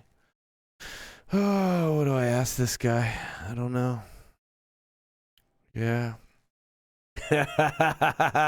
Oh, yeah, if you're on that streaming TV jam, remember, offering something's on Amazon TV, Roku TV, Apple TV, all those types of things there. Slide that curtain all the way over. I'm super neurotic about that. I love it. You've done the a neighbor fine says job. Hello. Hey! I go, look at the size of that dog. That's a big dog. She goes, that's a deer, you asshole. I was like, shoot it. Get it out. There's a deer out there? No, it was a joke. I told her to come back with a joke. Come on, man. Jesus, how much weed do you smoke? Get back on track. I don't do those kinds of things. You know what? Neither Neither do I. man. And you know what? I think I should. I think it would calm me down. Do you like comedians? You hang out with comedians, or are your friends not comedians? You're not. I'm a hanging out huge with fan of comedy. Yes. And I love all styles of comedy. Yes. But I can't do all styles of comedy. Yeah. Like Jeselnik. It's a Jeselnik kid on Comedy Central, right? He's very dark. And I love watching him. Could I watch him for an hour? No. No. Brian. You might kill yourself. Right. But I do love comedy, but all styles. But I really do. I like super smart. I like stupid. I like dick jokes. I like intelligent jokes. I like make you think jokes. I can listen to everybody from Jimmy Tingle to Lenny to Don Gavin to anyone. Do I hang out with comedians? I do. I have a best friend who got me on stage. I'm still friends with him to this day. The first Try guy, to keep your Pete jokes Costello. from him when you guys are like out for coffee. You're like, What's that? You keep your jokes from him when you're out for coffee in the morning. Not even close. Not even close. No. Bouncing them off each other. Nope. Now, how about this? I've traveled the country a lot in these entertainment situations, and sometimes we end up having a comedian that's in the crew for that weekend, whatever the event is. And there are two distinct in my experiences. When I end up in a scene where it's like one of the guys is a comedian that's with us, there's two kinds. One of them never tells a joke. He's just like hanging out. You don't even know he's a comedian. He's just like hanging out. Introvert. And then there's the other guy that is like Life of the party. The life of the party, but always working. Like I feel like when I'm walking around with him, like he's working on the base. It's like telling jokes the whole time. There's a third person. There's a Who's third the third person. person? There. The third person just drops the gems somebody, on him like you do. No, a third person. This is the one thing I learned in comedy. There's the comedian I've learned one thing. The one thing I learned right now that makes it good for this friggin' Listen, when I'm spitting wisdom, come on, don't jump in front of you. I just ruined it. I ruined it. It felt good ruining that for you. It really didn't. I love you. So the one thing you learned in comedy I have no idea is a third person. No, there is a third person. There it is. So you don't want to bit people all the time. Hey, do you think it's funny? Do you think it's funny? Yeah. Shut up. Yeah. Okay. No, I don't think it's funny. I had that experience. Fucking don't bit. The other one is the guy who you're like, are you around? You got a pulse? What are you, fucking whack dude? You jerking? You know what I mean? That guy. The third person is somebody who doesn't realize why they're in the fucking entertainment. They're hanging out with the band and they're just fucking having fun. That's me. Because I don't think I'm a comedian. I don't think I'm an entertainer. I wanted to be a comic actor. Stand-up. I learned how to be a comedian. Yeah. I did. Because I wanted to be a comic actor. And they said, well, we need a 5-minute monologue. And so I thought that was a stand-up comedy monologue. So I went and practiced comedy. And I really fell in love with live entertainment. Not a lot of people can do what we're doing right now, riff like this. We just met. It's just riffing. You know what I mean? I thought I met you for the first time today. today. Steal a joke. I'm like, what the fuck? I want that on the internet now. Wow. You know what I mean? Like stuff like that. No, seriously. We're having a good time. A great time. Yeah. But a lot of people, that introvert that you're saying, you think he could... This wouldn't work if I... You think you could interview Stephen Wright as long as you have with me? Yeah. That would be I great. get him going. That would be great. I would love well, I know that I could. I don't know how long he would work with it. So you are a Boston comedian. That's your home. Boston's the home base. Hell yeah. And I don't get credit for that shit. Yeah. I grew up in the heart of Boston. I'm a Boston guy. This is a Boston guy right here. So what I would like to do also on this topic is let's give some love to those Boston legends that you feel kind of that paved the way for you. The guys you love from Boston. Like, do you love Steve Sweeney? I was thinking about this. Is Steve Sweeney a homie? You love him? I tell you Lenny what. Clark, do you like that guy? So I'm going to tell you I'll be honest. I don't have to because this is the truth. Yeah, the truth is all I want from you. I was talking about this earlier today. When I was coming up, we had great hosts. People that knew how they were headliners, but they would do a showcase night, and they would teach us. We had Bob Seibel, the late great Bob Seibel, Kevin Knox, late great Kevin Knox. There's a guy by the name of this Vinny guy who was off the chart. I'm not going to get into it, but he was fantastic at what he does. You had and the reason being is that early on in the Boston comedy career, the headliners would be the host. Yeah. And so when I was coming up, if you go to a show and the first guy, your first impression, some new kid who's been doing comedy 2 weeks talking about his dick, not good. Not good for the show. But if you have a professional, hey, how are you? Welcome to the show. Tonight we have 17 comics on tonight. You're presentable. The credibility's there. Right, credibility's there. So now you're like, boom. Yeah. So I came up with that. And that's how I produce the shows now. When I'm on a show, I don't have a rookie going. I have probably the most seasoned person next to the headliner. That's where I would come out. Right. Hell yeah. Right. Yeah. But no, We're doing something together. It might just be this. Well, we'll be at the winery. No, I'll do this again. This is great. This is great. The winery, I'll be there. We'll be out there. We'll be playing cornhole. Hey. So who am I going to give homage to for the comedians? So, Yes. That was so the those are question. my guys coming up. Tony V was a great host coming up. Don Gavin has been, when I was on the road early on, going to Jersey or going to Vegas. I remember I was in Jersey, someone goes, some guy goes, so if I mention the name of Don Gavin, what would he say? I go, he'd probably shit on me for like 5 minutes. He goes, he likes you. You know what I mean? Nice. And Don Gavin's the godfather of Boston comedy. Yeah, He's that's the mentor. what they say. He's the mentor, so I got to give him and Lenny Clark's been great to me. Yep. You know, actually, Mike Clark, Lenny's brother, who books giggles for over 30 years now. Yeah. He took me under his wing 20 years ago. Right under the wing. And, nice well, and cozy. You know what? Warm. You're trying to be funny on this one. Fucker, no, he didn't hug me. He's like an Irish guy from Cambridge. He kept a distance. Fuck. Some of those guys had no problems with keeping 6 feet distance. They're not like huggers. Yeah. No, but he took, I was a decent guy. The timing was good. He saw my performing. Lenny, Kevin Knox, they were all getting sober at the time, and I was just coming up, and I was coming out of like Division I wrestling and all that stuff. So I was like disciplined. So they liked me. Yeah. It was good. But who took me under their wing coming up? Yeah, Mike Clark did. Mike Clark, that's the guy. And he still is right now. I'm trying to think because I don't want to disrespect anybody. How about really this? Good to me. Yeah. You wake up in the morning. Yeah. You're in your PJs. You got your like full onesie on with the covers your feet, zips up over your head. Okay. The alarm goes off. You go into the bathroom. There's a mirror. Is there a mirror in the bathroom? There is. Look in the mirror. In your head, when you look at Dave Russo, do you recognize like, I am a celebrity? Or do you go, I am a mess of a human that needs to figure out what I'm going to do with this day? Like, what's the thought? You think you're, like, in your head, you're like, no. I feel like a celebrity? I don't. 5 years ago. Is that what you're saying? Five years ago, I came to the conclusion that,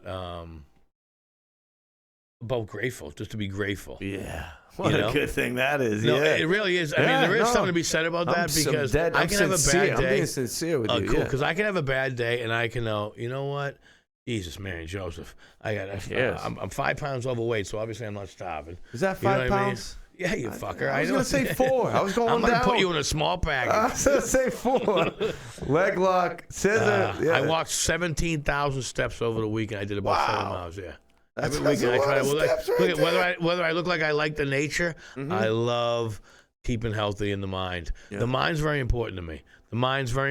Because my grandmother lived with me for about 93 to 9 years with Alzheimer's. Yeah, and you have to have a sense of humor with Alzheimer's, but you also you don't want to lose your fucking mind, bro. Yeah, but. When you die, you don't want to know. that's the one thing I say. She doesn't even know she's dying, Ma. You're going to be fine. She doesn't know. She doesn't know. And it kind of eased my, you know what I mean? But, right here. Yeah. So when I look in the mirror in the morning, this is one thing I've been trying for the longest time, is just try to improve yourself today. Just try to be kind and be aware. That's great. If I have a meltdown, that's great. If I have a meltdown, I have to let myself off the hook. Yeah. You have to. Yeah. And of course, I'm a perfectionist. Like, why'd you do that? Why'd you do that?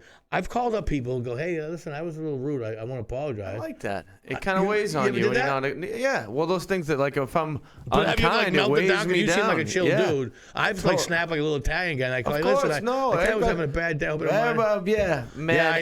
has a moment. Lose it. Yeah, totally. I've been working on that moment thing since I graduated college. Because I was like, remember that little ego I had? Yeah. College graduates don't do this, and college graduates don't have meltdowns. But I still was like, I'll fucking punch you in. Like, that's how I came up with I want to punch you in the face. There it is. Little De Niro thing. So you're talking about the mind a lot, right? And state of mind is valuable. So also another thing that I feel that I see with comedians is that the majority of them have a therapist. Do you have a therapist? I do not. Do you think you need a therapist? Would you benefit from a therapist? I went to a therapist when I lost $1 million contract on The Entertainer back in 2006. Yep. I went to a therapist. And she told me, I remember 2 things that she said to me. First of all, the first thing was like, Dave, I Googled you or whatever they do. She said, yeah, you're a genius. And I said, yes, how much do I owe you? And true story. That's the first thing he said to me. And she said, well, what you do, Dave, to entertain and do this. And then she also said to me, there's two things that stand out in my head. She said, choose a side, like politically, either go this way or that, like choose what you do. And she also told me, which I thought that was prophetic, I will only be able to be involved with a woman if I can trust that woman. I mean, that to me has gone so much with me. Even like, hey, Anna, listen, we did an event last Thursday. Would you mind mailing this letter to the guy just to thank him? And then, the next thing you know, I see the card on the girl's table 3 weeks later. You can't trust that. It's like, that's my little OCD stuff. So those are the three things. So I am totally with the therapist. As a matter of fact, I might actually go. I have health insurance. I might go reach out because I thought it was the greatest thing ever. I went for like probably about 4, 5, 6 weeks or whatever. However long I went, I thought it was the greatest thing ever. Loved it. Right now considering maybe you're going to go back. Yeah. Oh, I think it's fantastic because I want to learn. Yeah, I don't have all the answers. Look at sponge for life, baby. Right? Always learning. So you're dying. What and through my readings, like this, because this is interesting that you're talking about. Yeah. I found out that maybe I never met my mother's father. Okay. But then I found out that he opened the bar at Lenox Hotel in Boston. He was the head bartender, and he could stop drinking for 40 days and 40 nights during Lent. But that other fucking 300 getting after it, he was hammered. Yeah. So, why am I this way? Don't I need to know? Oh, Michael, Bobby Orr's son plays soccer. Why doesn't he play? I mean, what's in your genes? What's in the DNA? Like, who am I? Where am I coming from? That's why I love being self-aware. That's why when you enjoy your life, this is the same. Dude, we're running the same fucking. We're running the same race. We're in the same race. Why am I want to trip you up? Yeah. Why do you want to trip me up? Yeah. So I'm ahead of you in the race right now. Well, fucker, I started when I was 13. You started 6 months ago. Eat me. So I don't trip people up. And as a matter of fact, I try to push them along. I just hope they remember me when they're ahead of me. Yeah. So you briefly just touched on this dichotomy that your grandfather had with being racked and then being sober. I think there's a unique dichotomy in the world of comedians, again, where comedians, the service they're providing is producing laughter and cheer. Like, ultimately, comedians are there and making people happy. That's the thing. But there's on the other side of this, there are so many comedians who are the most depressed people that you will ever meet. Right. And so that's where I What is it? It's so depressing. Okay, so when I originally started doing comedy, I was so OCD and addicted to being a perfectionist. That's why I won the Boston Comedy Festival. Yeah. I used to videotape I still audio tape every set I've ever done. I just downloaded 452 sets that I've done because I'm like, shit, I'm running out of room. Yeah. So I was always that perfectionist. And Platypus Man, and I forget his friggin'... He was in the movie with Jim Carrey. I can never remember his name, but he's the reason why I thought I could do comedy. Yeah. And I have a brain freeze. Man. But he took his own life. He took his own life. And I understood why. Because he was such a perfectionist that he would just stay up and kill himself so that every move was perfect. And I realized, fuck that. Yeah, I'm an entertainer. Yeah. I told you earlier on in this interview. Yeah. I don't like the label. I'm a Boston comedian. I don't like the label because I like to sing a little bit. I like to dance a little bit. I like to entertain. And the real comedians that I feel of like the Stephen Rice. Yeah. I'm very excited to be. Like, that guy's a fucking, like, that guy is just, his brain must be going zip, zippity doo-dah. Me, I'm doing like right there, like zip. I made you laugh because I'm doing shiny shit. Yeah. I'm an entertainer. Yeah. I wanted to be a comic actor. Yeah. But I fell in love with doing stand-up comedy, and I said, fuck it. I don't care if I'm rich and famous. I love live entertainment because you know what? I enjoy dude. There's nothing better. Moment. You're live before. Yeah. Is there anything better than fucking doing live? Totally right now. Right. Look at this. Do you know what I mean? Yeah, I do. So I kind of, and once again, it goes back. It's like, right, I go, man, you made some difficult decisions. I don't make tons of money. I'm not super wealthy, but could I trade my memories, all the shit, so that I can have a better car? My car got me here. It's not a brand new car. It got me here. Yeah. And it's going to get me out of here unstolen. Who's going to steal a 2005 Honda CR-V with 290,000 miles on it? Thank you. not here.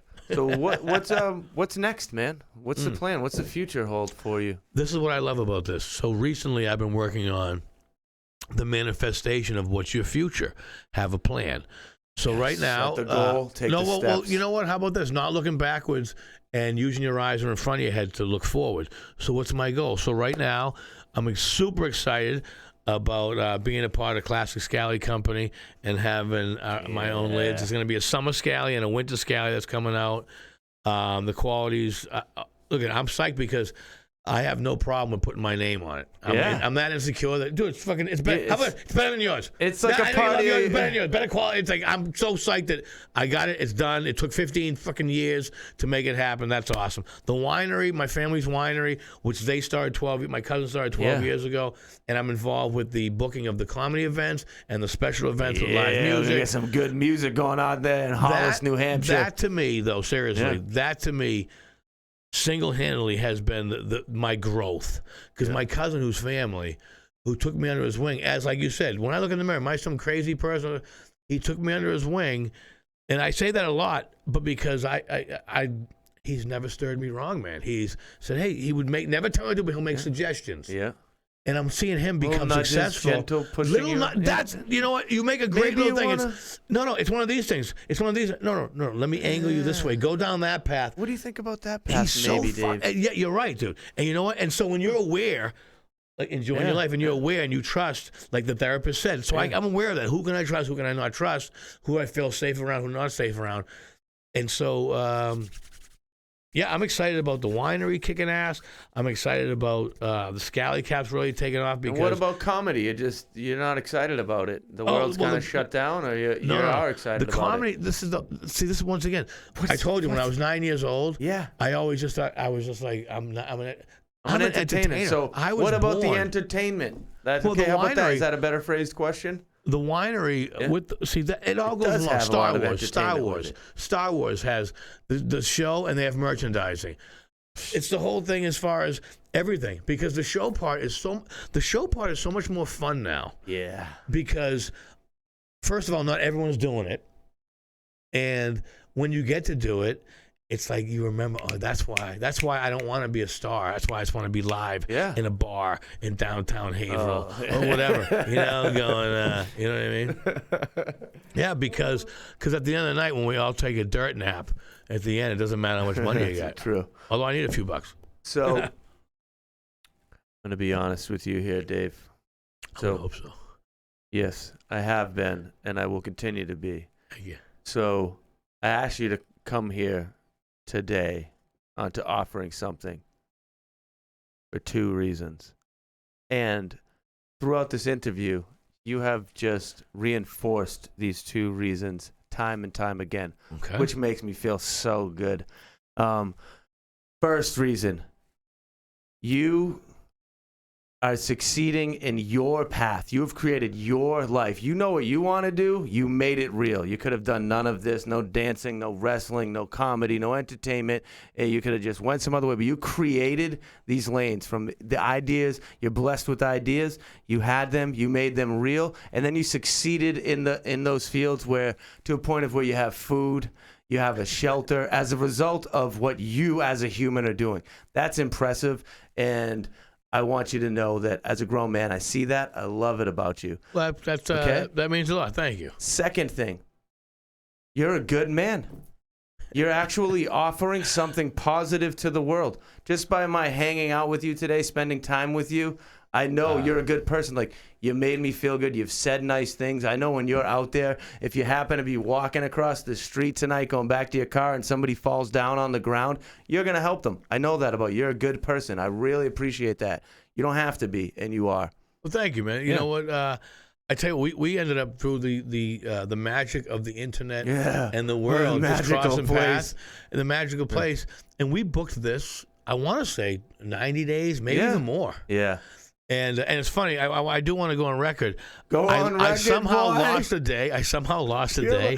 I somehow lost a day why do we have a day loss? Because we were supposed to have snow and then nothing happened, right? Yeah, so I knew Wednesday. I have my whole thing Wednesday, the whole thing. So when I text you back and you confirmed like a professional, I was like, "Yep, gotcha, no problem. Tomorrow night, like, today's Wednesday." Oh no, and I go, "Oh no, Siri. I lied, Siri." Yeah. But I look back, I used my voice. I go, "I didn't fucking say that." And so, but that was fun. But I'm glad you did. I'm glad you did call me on that because I like to be on point. Yeah. That's why I think because whenever I'm not on point, today, Junior, right? Whenever I'm not on point, I do think, do I have Alzheimer's? Because I live with my grandma for 9 years. No shit, dude. That's why I say when you like enjoy your life and like I know what the hell I'm doing every day. Like when you said, do I look in the mirror? Yeah. I'm like every morning, like, Dave Russo, 4'11". I do my birth date, my social security. I remember shit. You know what I just realized? It's not just the De Niro impersonation. Robin Williams. You actually You actually kind of look like De Niro sometimes. Just the regular. It's kind of weird you say that. If you get angry, it's so crazy. You get angry, mother. Yeah, that's how we do it. All right, let's play a game. It's going to be a quick game. The game is called Fast, Fun, and Not So Smart. It's fast. The questions are coming at you fast. It's fun because we like to have fun. It's the kind of people we are. It's called Not So Smart because you're not thinking about the answers. You're just giving the answers. Gotcha. Okay? Maybe it won't even be that fun, but we're playing, Davey boy. All right. Here we go now. Improv Question right now. 1. Fast, Fun, and Not So Smart. Dave Russo, best comedy club in Boston. What do you got? Come on. Giggles Comedy Club. There it is. Last time you exercised to a point of where you had a full body sweat. About Come on. 36 hours ago wow, at the winery. I like that about you. You have one meal left to eat. Just one. I don't know why you're in this situation, but what's the meal that you're going to eat? This is the saddest thing ever. I'm going to go with corned beef and cabbage. Corned beef and cabbage. Look at you. Because I'm hungry and I want some right now. You have the opportunity to, or you're forced to, eliminate one state in the United States of America. What state are we getting rid of, Dave Russo? What state are we getting? Oregon. Oregon, where I have the least fans. Is Oregon a state, by the way? I don't know. I only said that because, forget it. Favorite female comedian? Yeah, mention any girls? Gilda Radner. I like to hear it. Do you still have urges to put on spandex onesies? Do you have one to put on? I do. I do. No. Oh, no, that's a singlet. No, not even close. No. As a matter of fact, no, I have a hairy chest now. Like, I was in good shape back then. Onesie to me, it's a singlet. It's a singlet. No, I don't. As a matter of fact, no. And it's funny because a comedian friend I mentioned. We're in a game right now. No stories. What's your favorite watering hole in Malden? Come on, what's your spot? It doesn't have to be Malden. It could be down the block. Everett, Ked, Meffa. Where do you go to tie one on? Shit, I don't get drunk anymore. Breakaway Danvers. Breakaway in Danvers. Yes, absolutely. What's one thing about your personal character, about you, that aggravates you? Quite simple. I repeat. Yeah. Maybe you go off track sometimes. Well, maybe that's what you don't like about me. But I told you I fucking repeat. And a final question. Are you happy you came here today? You know what? I tell you what. I'm gonna look in the camera. I thoroughly enjoyed my time. As a matter of fact, when the camera was shut off, we'll probably we pregame. We'll probably postgame. Yeah, we're keeping this thing going right I'm here. getting a call from Matt Mishy right now. He's the next guest. Who's he? Buddy of mine. He's one of the guys who helps me produce some of What's his name? I like saying Matt Mishy. Matt Mishy. Some love for Matt Mishy. And he's a phenomenal barber at the Black Bear Barbershop, Gloucester, Massachusetts. I could use some hairs cut off of me. You know, you have a good shaped face. You like the shape of my face? You're a good looking man. Yeah. I'm a little jealous. Wow. If I look like you, I wonder what kind of women I could get if I looked like you. I brought my friend Lu Ping here, right? A beautiful young woman from China. We love Lu Ping. And she goes, "You are so cool looking." I go, "What about me?" She goes, "Oh, you shut up and drive." Anyway, she's my friend and she's awesome and we love her. Let's talk about how do people connect with you out there in the social media world that you have to be a part of now. What's the Instagram tag? You know, I enjoy, I tell people just go on daverusso.net. That's daverusso.net, not .com. That's a plumber in Ohio. A funny story. So if you like Stephen Wright, then you probably... I do. Stephen Wright, Bill Burr, Mitch Hedberg, one of my favorites. Okay, yeah. so I opened for Mitch Hedberg at the University of Massachusetts. So this is my Mitch Hedberg story. This is probably about 7-8 months before he passed away. Being the headless horseman's horse. Yeah, sorry. So Mitch, so he got there 5 minutes before showtime with his girlfriend, with his wife. Couldn't have been nice. So I said, hey, I'm over here. He goes, hey, how you doing? What's going on? Yeah. And I tell these people this story because I know, like I noticed he had a little bit of dirt underneath his fingernails. Like I tell this, you never talk ill will about the dead. Yeah. But he showed up, game time, a smile, in character. His wife or girlfriend at the time, super nice, wicked nice to me. Yeah. And the reason why I tell this story is because it was sold out. I open up, and I'm running around like a crazy, hyper-extended guy. And I would plug my website, DaveRusso.net. That's DaveRusso.net. Not .com, to Plumber in Ohio. So Mitch Hedberg goes on stage and goes, keep it going for your host, Mr. DaveRusso.com. DaveRusso.com.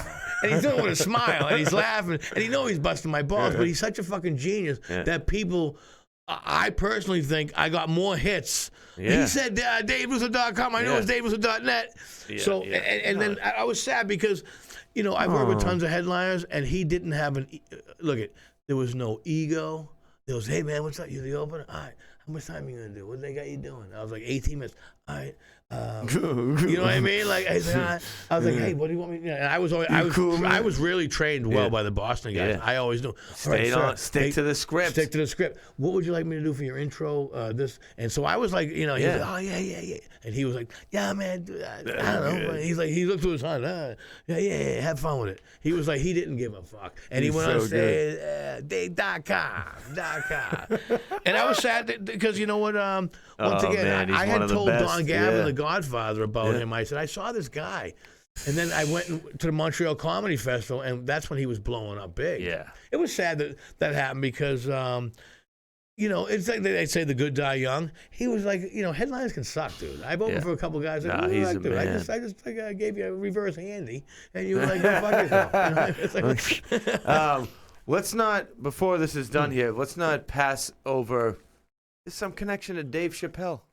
He did something. You know what? I worked with Dave Chapelle.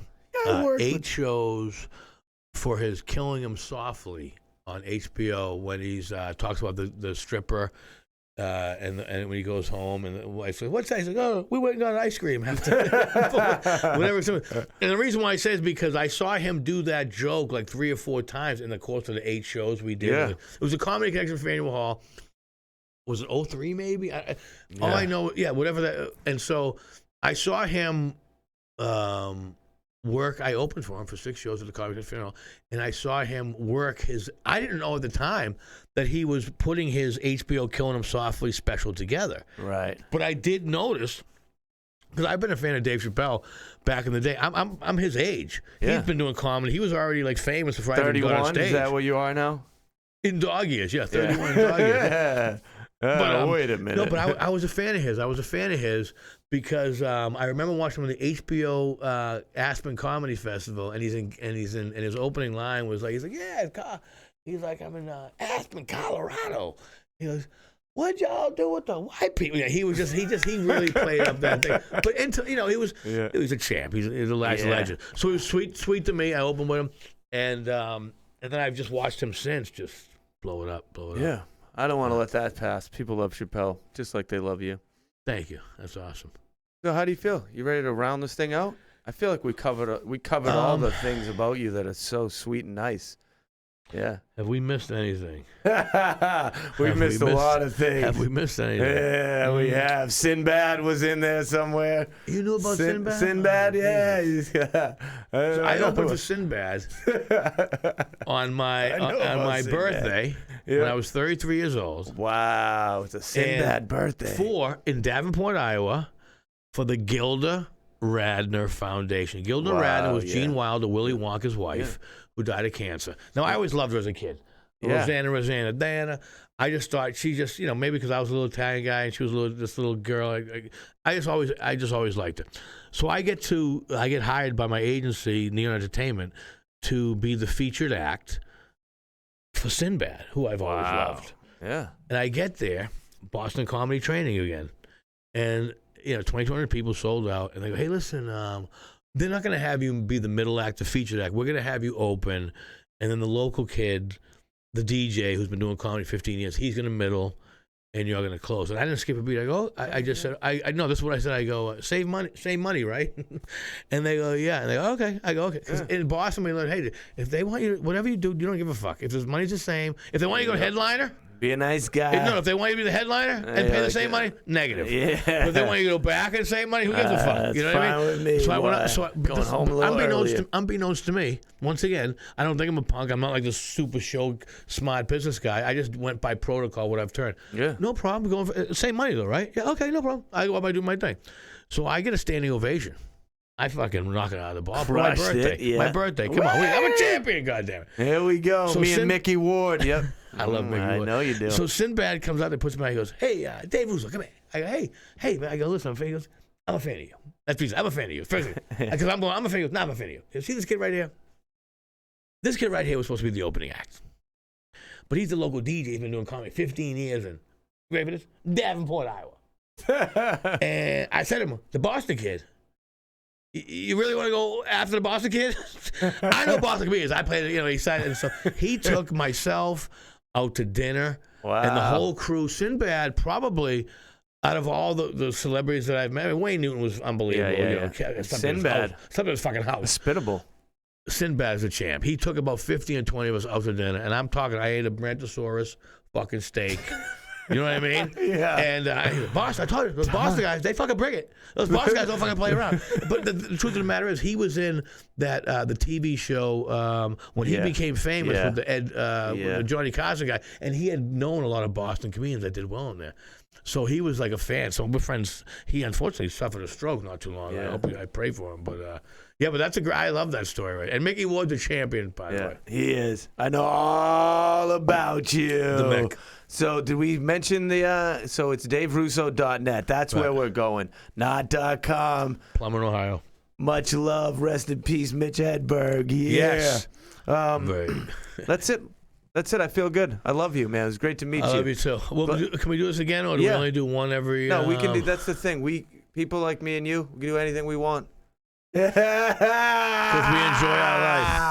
Awesome. That's it. This is Offering Something. That's Dave Russo. I'm Michael Bernier. Much love to our sponsors, Enjoy Your Life brand, Riverwalk Brewing Company, and Higher Education Music and Arts Festival. Subscribe.